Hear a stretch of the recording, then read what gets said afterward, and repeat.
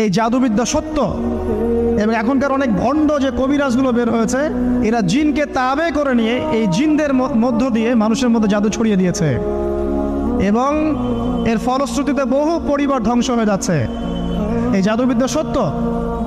আরো একটা জিনিস সত্য, নবী সাল্লাল্লাহু আলাইহি ওয়াসাল্লাম বলেছেন ইন্না আইনাল হক, চোখের নজর সত্য। নবী করিম সাল্লাল্লাহু আলাইহি ওয়াসাল্লাম বলেছেন চোখের বদনজর সত্য। এই যে আমরা বলি ফেসবুকে এত বেশি ছবি দিয়েন না ভাই, ছবি তুলেন না, ছবি তুলেন না, বারবার যে বলি নিষেধ করি।